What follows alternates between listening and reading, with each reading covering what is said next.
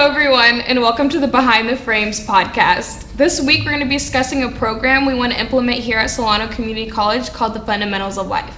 My name is Tay, and with me I have Christian, Jaylee, and Jack. So does someone kind of want to start just kind of explaining what the Fundamentals of Life means and how we chose this topic? Yeah, of course. I mean, it all started with our old classmate, Cole, and he kind of brought up the point of kids nowadays are getting out of college and not really understanding the responsibilities in their life and how to, manage money, taxes, emotional and like business relationships, We wanted to kind of get to the bottom of that and see what we could teach them at college and not have to rely on their parents. Right. And because that's kind of causing a problem right now. I feel like in this society, we get out of college and don't really know what we have to do in the real world. So we wanted to create a solution to that, So I don't know. I think we've gotten to the bottom of it with that case. Mm-hmm. Yeah, and what we came up with was, why don't we create a curriculum in which we teach students the fundamentals of life? Right. What necessarily constitutes as the fundamentals of life? We had fiscal responsibility, home economics, which we discussed, but we were debating heavily on internet safety, what's called managing relationships, and then one was driver's ed or vehicular knowledge of either learning how to drive a car or maintaining your car, because not a lot of people know how to do that. Not even me, and my dad's a mechanic. Right. I have not learned one thing from him. Yeah, definitely. I mean, so basically the first class, or one of the first class days, we went around campus and asked kids, and they were mostly high schoolers, what they wanted to learn when it comes to the real world, and also what did they know already. So we could kind of get a range of what ideas we have going into this, basically. And we got some pretty interesting results. Right? I feel like one of the very first questions that we had was how much they know about taxes. And we interviewed probably about 20 students, and I want to say only 3 of them said that they knew a little bit about it. Not much. Which was surprising. Right. More than we did, at least. Yeah. And we mainly talked to high schoolers. And I don't think we did that on purpose. I think that was it just an accident. happened that way. Yeah. They were all at lunch, so. Yeah. But we also interviewed some college students, and I think their results were interesting, how different they were. Oh, there was a difference between the college students and the high school students. For sure. And, from what my understanding is that high school students, Jack said earlier, that they had an expectation of what was going to come when they went to college, and the college student, it was kind of just where the hell was this? Yeah, waiting on it still. Yeah.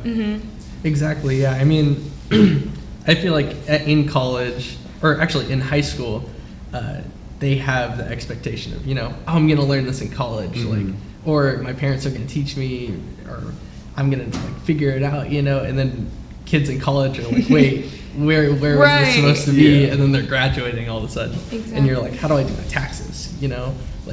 How do I actually manage these relationships? How do I succeed in life? I guess that's what it is. And that was, as we saw, a huge problem when it came to interviewing the college kids. Right. They still wanted to learn these classes. Yeah, and I found it really interesting too, just because, as you're turning 18 and you're getting older and you're coming into college for the first time, you're expected to do your taxes and know how to have credit already. I just got my first credit card, and I'm about to be 21, because I was I don't know how to build credit. I don't know what that is, and no one teaches it to you. And then when you finally do get a credit card and you have a high limit, you're gonna go spend that all because no one tells you no, you got to pay this money back. This isn't just free money to throw around. So it's something I think is very important to learn before you get yourself deep in debt, and then you have to dig yourself out of the hole rather than just starting on a good base, and just knowing how to do all of that kind of stuff.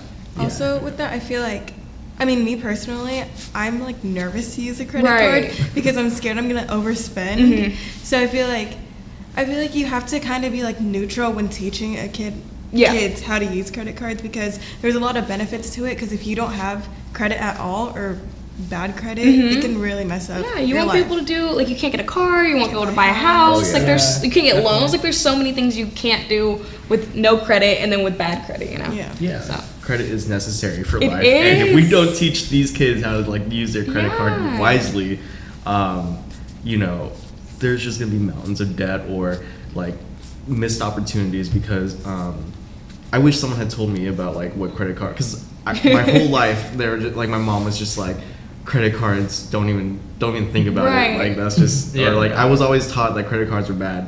But when I actually applied for my first credit card with my bank, my banker was like explaining to me in a way where I was just like, that makes sense. Right. And I was just like, Exactly. why was I not taught this? You know? Yeah. Yeah. And now like I'm like, okay, I know how to use this and I know not to do this and that. So yeah, like I feel like we should have been taught this Exactly. because when we were 18, like I wish I had a credit card at 18 because I could have started building my credit at that time. Exactly. Whereas, you know, starting at like 20 or 21, it's just like, you know, I missed like 2 years of, you know, building that. credit. Yeah. Yeah. Yeah, I mean, definitely. We even asked teachers, you know, about their views on this, and I thought that was almost equally as interesting. And like I think what, it was more interesting. yeah, it was a lot more interesting on what they think. And off the bat, just the funniest thing is that pretty much every teacher except for like one wanted driver's ed back in school. Yeah. And it's super funny because all of our parents are like, when you ask them, or when they ask you, yeah, is there driver's ed like in school still? And you're like, no, and they get all surprised. and Yes, they're like "Why it's is the that?" craziest thing ever. I'm like, it hasn't Yeah. been in school for so long. Like my sister's Yeah. 27 and she didn't have driver's ed in high school, you know? Yeah, I remember all of us were talking about that. We were like, yeah, our parents said the same thing. Right. And it's funny because all the teachers that we interviewed too, they also said the same thing about that. Yeah, out of all the teachers though, I mean, I'm not gonna name names. There was one guy or one person, one person who was very critical, but in a way where it wasn't helpful, Right. which was crazy coming from you know, a professor. Yeah, I agree. But yeah, the teachers' responses I enjoy. I was looking through all the responses like back and forth, like, you know, analyzing and reading them back and forth, and it's really interesting how supportive you know the staff wants this. Right. You know. Yeah, no, exactly. I mean, they all have that, they all understand this issue that's going on because, I mean, just in the San Francisco Bay Area, it's like a huge issue. You see huge rise in homelessness and all of this, and we're kind of trying to figure out if that's a tie between kids getting out of college and not, because it's overwhelmingly getting younger now, Right. the homeless population. And I think that's where we started with this. But we realized that, this could also be the fact that we don't know, like, what everything that's going on, like, it's not really taught to us. And some people don't have, like, parents that are willing to teach them that, Exactly. you know, and, like, be supportive in that way. So, Yeah. Or even just parents that don't know themselves. Like if you have like immigrant parents and they come here, they're not gonna know exactly like how to do their taxes and how to teach you how to do them. So it just trickles down. So I think it's good that we start now, getting the younger population to know how to do it. So future generations don't have to struggle as much. Like they have people they can go to, like their parents, their siblings that know what to do with those kind of things. yeah, exactly. Yeah.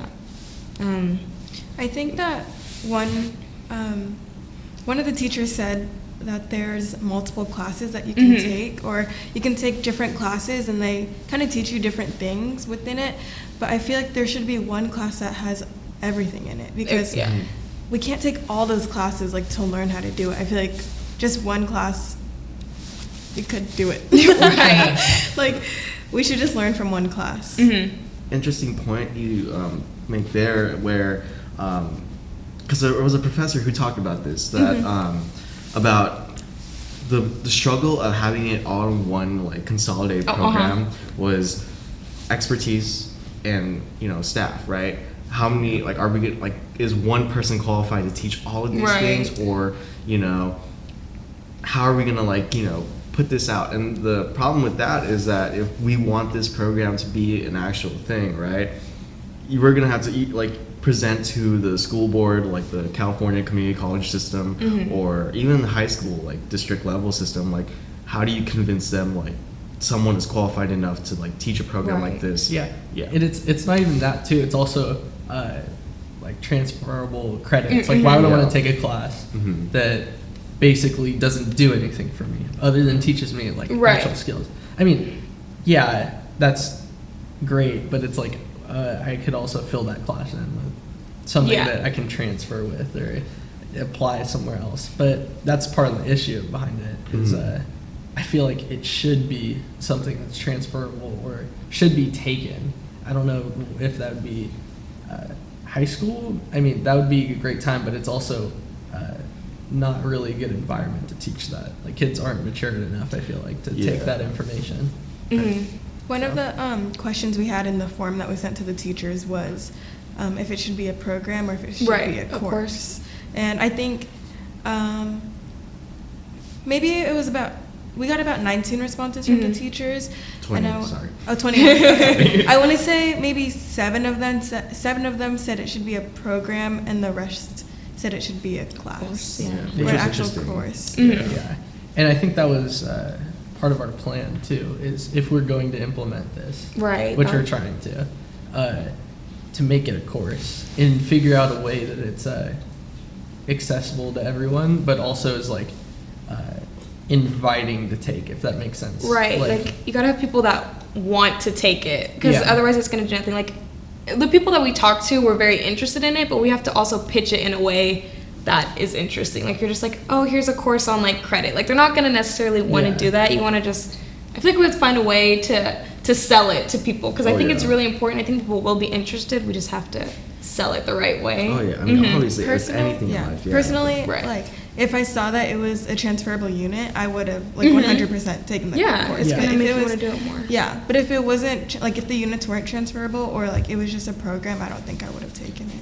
I think personally. that was like the biggest problem we have with implementing it. Is we have a huge backing behind it with teachers offering like tons of resources to get this going, because the teachers want to see it, the kids want to see it, but it almost feels like colleges don't want you to see that, because it's not something that can be transferable, which is kind of hard to say, because it's like, we're the kids, we want to learn this. Why are we learning stuff that is not going to benefit us in like the real world? So that was the hardest part with our group, is we're trying to figure out how to make this a transferable credit and something that's like enticing to learn and actually you would want to take, and not feel like you're wasting time or doing it for nothing, you know? So, and you make an interesting point with the transferable like credits, because like you said with the college system, like they don't want us to know about it. Like, they don't want like to advertise this, because when college, I mean, we all have our majors, right? The 3 of us are communications, you're a nursing major, and there's certain like prerequisites that we have to do, right? Like, you have to get 60 credits of this, and this, right? So the question is, how do we get this fundamental life program course part of that list? Because I know there's classes that offer the same kind of thing. Like, I'm taking a class called counseling, which is teaching me how to be a college student, and honestly, that's helped me out a lot through this year, because I just came back from like a year-long gap, and I have a better understanding of how to study, better manage my time and all that. So why do we have a class? I mean, we have a class like that. Why can't we create more? Exactly. It's gonna help you throughout your whole entire life. Like, it's never gonna not be something that you have to do. Money is always gonna be there. Credit's always gonna be there. So it definitely, if we can have a course for how to be a college student, we need one just how to live life, pretty much. How to be a productive member of society, and that's important. And I mean, I think there's huge drive behind it. That's what's really surprising. Is that like I said earlier, it's like there's teachers that want to do it and students, and they're offering more teachers that would want to help implement this.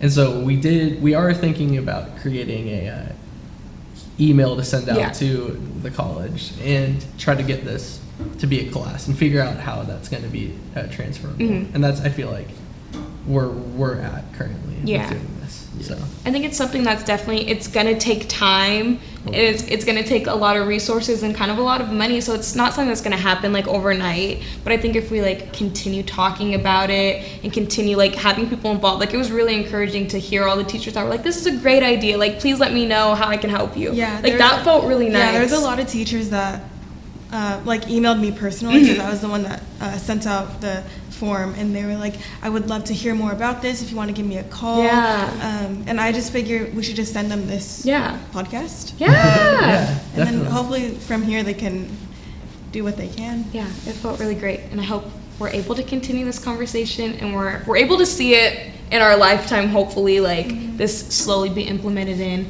and be something that just becomes like a standard, like becomes normal. Like, you learn about this in college. Like it's Yeah, it's a definitely. thing you do. Yeah, no, I mean, even like talking to my cousins who are, I would say like 30, and they're still struggling with it. So it's like, it obviously needs to be implemented, you know?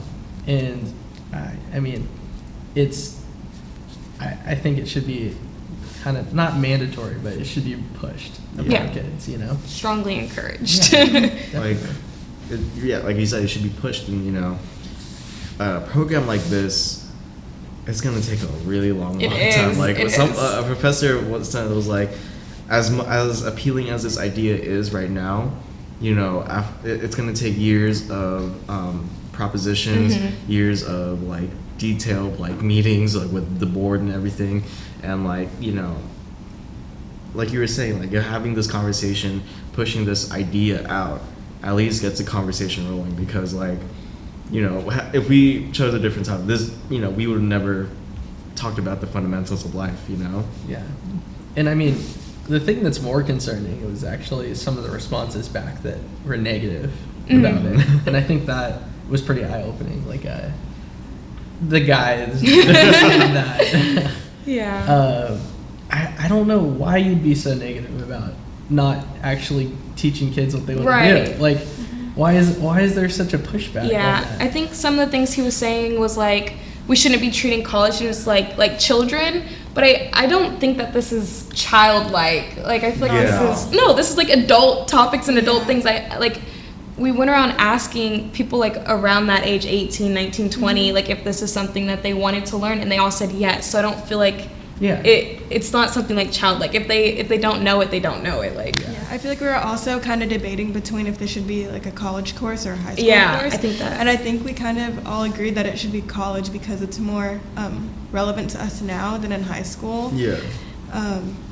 So I feel like that kind of also shows like a sense of maturity of where you should be like teaching the young adults how to do their taxes and other things like that. So I feel like the professor who said that it's childlike to do this, personally I think that's incorrect. Yeah. Yeah, I think his idea or his view of what we were trying to do was misconstrued, and I do think there's miscommunication there. Of course. Definitely. Because I don't think either he didn't read our thing thoroughly or read the email thoroughly. Yeah. And when I read that email, I was like, "Are you hurt?" Right. This was a personal attack. Yeah.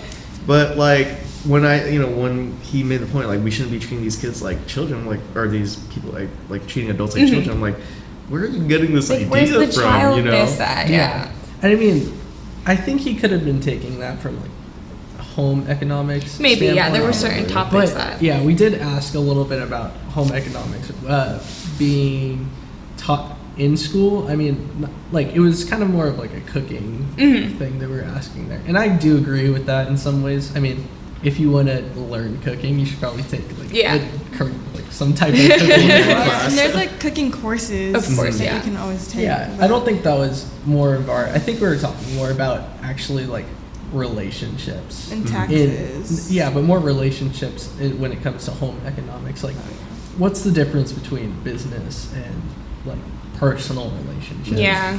And when it comes to home economics, are these relationships like abusive, or like how can you tell? Because that's something that nowadays it's a huge problem, and I mean, as we can see, it's like probably not going to go away, and it's best to identify it. You know? Like to piggyback off of that, I mean, when you're saying like professional like personal relationship and all that. I mean, look at the divorce rate in the United States. Like, look how high it is. Look at the when you're talking about cooking, let's look at the obesity rate, because a lot of people don't know how to cook for themselves. So like instead they rely on fast food and like, you know, very, very unhealthy foods to like, you know, to supplement their hunger and all that. And you know, like when with that topic, it's just like with cooking, like of course they offer cooking classes, right? Yeah. But at least like, you know, let's teach these people how to like, you know, cook basic things, eggs. I don't know what else is there. That's it. Because I only know how to cook eggs. So, yeah. Yeah, or just not, it doesn't even have to be about cooking, but just like what's healthy. Yeah. You know? Like, Mm-hmm. I mean, that's, and because some people just go out and eat. I know I have friends that go out and just eat fast food every day. Yeah. And that's a problem. But I think the other important thing that we asked was social media, because that's getting ever more expansive and abusive and emotional, and it's hard to manage that. Right. And I think that was one of the big things we asked the teachers. Yeah, because I think with that, just the internet is being used every day. Like it starts like even in kindergarten. Like I know like kindergartens have like iPads and they're like using the internet in class like every single day, and it's not something that's gonna go away. It's just gonna continue to advance. So I think like the most important things right now for the program would be like financial literacy, and then just like internet safety, and just because there's a lot of weird things on the internet. You just want to make sure, like everyone's being safe on there. I think that's an important thing to learn, or even just that things stay on the internet forever. Like I know you get told that, but I don't know if people understand like what that means. Like you're not gonna, if something comes back, like you're gonna lose a job, you can lose like college admissions, like things like that.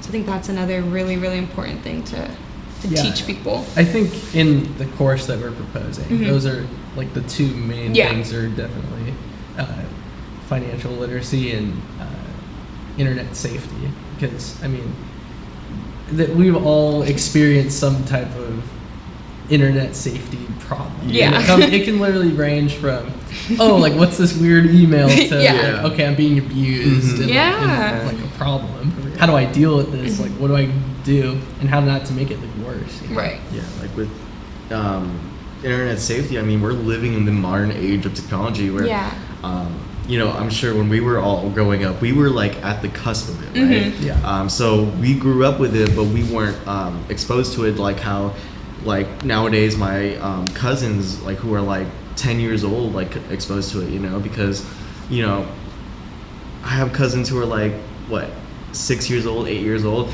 They're speaking like teenagers because of like TikTok, Roblox, or all these different little things. And it's like, if the internet's going to be used to their advantage, we have to make sure that they're being safe on it, because with the wrong types of content being put out there, it can cause catastrophe and, you know, disaster, because if they're being taught the wrong things, that's going to be shaping them as a person, you know? Well, it can even tie into financial literacy. So with that too. Like, I know that kids nowadays, they're like, oh, look at that car, look at like his watches, look at all of that, and they're like, I want to do that, and then end up finding themselves in this hole of, okay, I'm like spending a lot of money on useless things right now. I'm running up my credit card bills.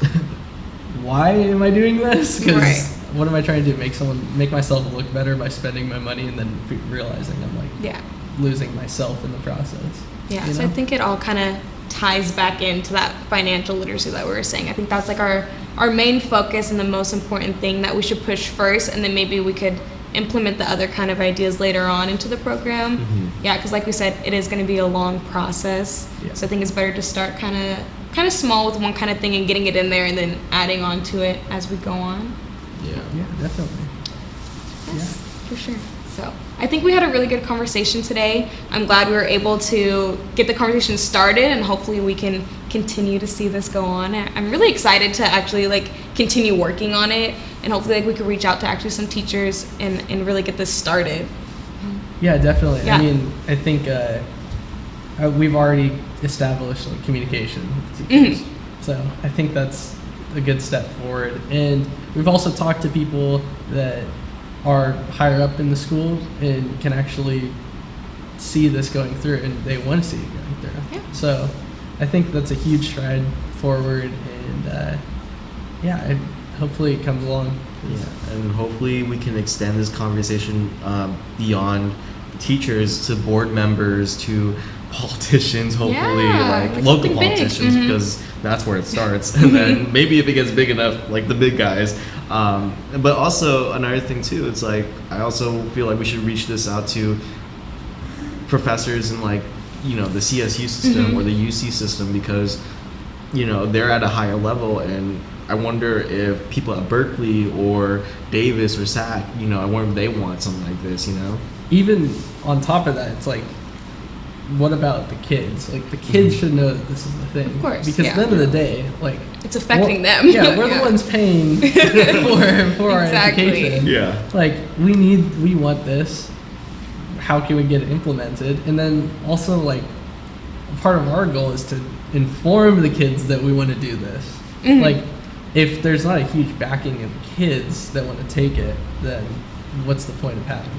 Like, if it was only just like us four that were starting this discussion, like obviously that wouldn't be as effective as if like the whole Solano school wanted this to be implemented as well. Yeah, I mean, even outside Solano, we sent our form. So we used 2 Google forms, and one was for teachers and one was for students that we sent out. And we even sent one of the Google forms for the kids out to people outside of the school. And it was funny because their responses came back even more positive on learning this than the kids in here. And those are also college level kids. Yeah, college level. Yeah, so yeah, definitely with that.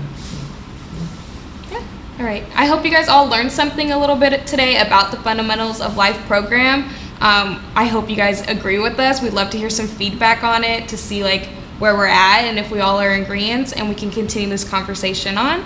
Thank you guys all for watching the first episode of the Behind the Frames of Solano podcast, and we hope you enjoyed.